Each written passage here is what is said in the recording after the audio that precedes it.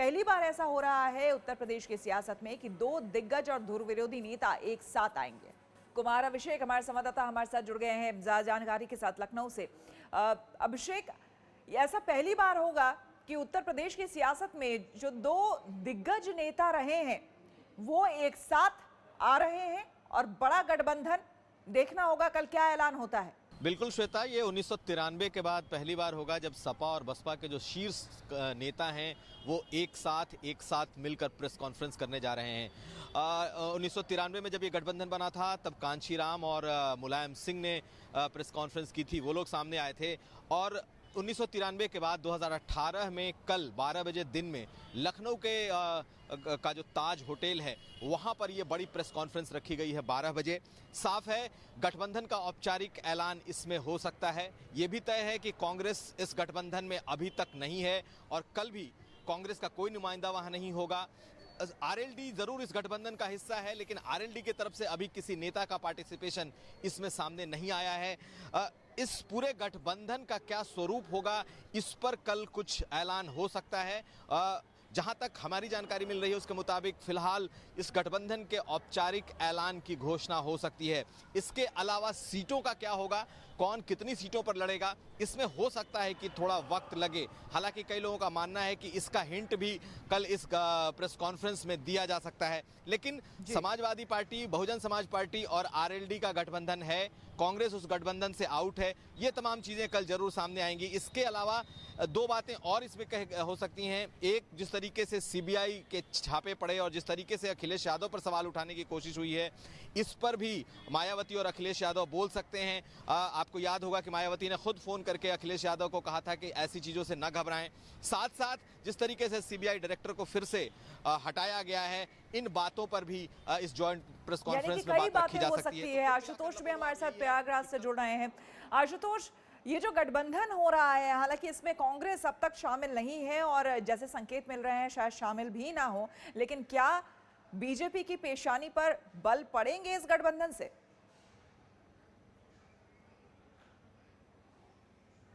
दरअसल बीजेपी की मुश्किल यही सबसे ज्यादा थी कि अगर 93 का फॉर्मूला एक बार फिर आता है तो हमें याद है कि उस समय स्कूल के दौरान जो नारे सुनते थे कि एक साथ हुए काशीराम और मुलायम और उसके बाद, तो वो मुश्किलें बीजेपी की अभी भी हैं कि अगर यहाँ पर होते हैं तो वो रिजल्ट दिखेगा जो कैराना में, फूलपुर में और गोरखपुर में देखा था कि जातीय जो समीकरण थे वो सपा बसपा के एक साथ आने पर बीजेपी के खिलाफ जाते हैं और वही सबसे बड़ी मुश्किल है। और ऐसी सीटों में हमने एक चीज और भी देखी, अगर श्वेता आपको याद हो कि दोनों ही नेता, चाहे मायावती हो या समाजवादी पार्टी के नेता अखिलेश यादव हों, लगातार ये कहते रहे कि ये लड़ाई उनके लिए बीजेपी को हराने की है। ऐसे में सीटों को लेकर के कहीं मतभेद सामने नहीं आएंगे और अगर शांतिपूर्वक तरीके से ये गठबंधन होकर के सीटों पर मामला सुलझ जाता है तो बीजेपी को नुकसान होगा। अभिषेक जिक्र कर रहे हैं कि कांग्रेस को इसका हिस्सा नहीं बनाया जाएगा, लेकिन हमारे सूत्रों के जरिए ये भी जानकारी है कि कांग्रेस अगर ये तय करती है कि सभी सीटों पर चुनाव लड़े तो वो ज्यादातर अपर कास्ट कैंडिडेट को रखेगी और ऐसे में कोशिश ये होगी कि गठबंधन का हिस्सा न बनते हुए भी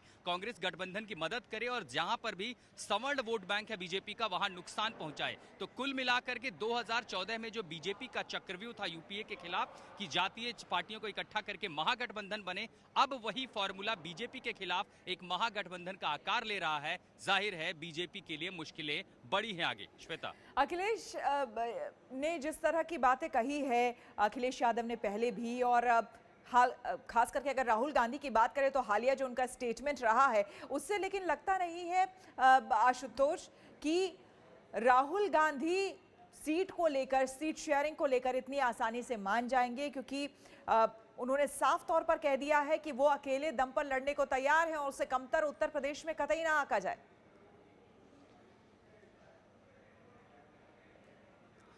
वो इसलिए भी श्वेता क्योंकि कांग्रेस के सामने अगली चुनौती भी खड़ी है कि अगर उत्तर प्रदेश में कांग्रेस का काडर ही नहीं रहेगा, अगले चुनाव में लड़ना है तो गठबंधन के सहारे कब तक, क्योंकि ये गठबंधन भी सिर्फ 2019 का है। जाहिर है जब विधानसभा के चुनाव होंगे अलग अलग राज्यों में तो ये गठबंधन की पार्टियां ही एक दूसरे के खिलाफ लड़ेंगी। तो राहुल को उन चुनौतियों से भी लड़ना है कि पार्टी खड़ी हो उत्तर प्रदेश में दोबारा, और साथ ही साथ ये संदेश भी ना जाए कि गठबंधन के खिलाफ लड़के उन्होंने कहीं ना कहीं बीजेपी की मदद की है। तो बीजेपी को जहां वोट बैंक का नुकसान होता नजर आ रहा है, सीटों का नुकसान होता नजर आ रहा है, कांग्रेस की चुनौती ये है कि उसे संदेश देना है रीजनल पार्टियों के बीच, क्षेत्रीय पार्टियों के बीच, वो भी बीजेपी के खिलाफ खड़ी है, और साथ ही साथ अपने काडर को भी ये संदेश देना है कि वो लड़ रही है। अमेठी रायबरेली का जो फॉर्मूला सामने आ रहा है कि वहां 2 सीटों पर सपा बसपा कैंडिडेट नहीं उतारेगी, हो सकता है इसका ऐलान कल भी हो, या तस्वीरों में देखने को मिले कि कुछ और सीटें हैं जहां सपा और बसपा दोनों ही हैवी वेट कैंडिडेट ना उतारें, ताकि कांग्रेस को सम्मानजनक सीटों का फायदा हो।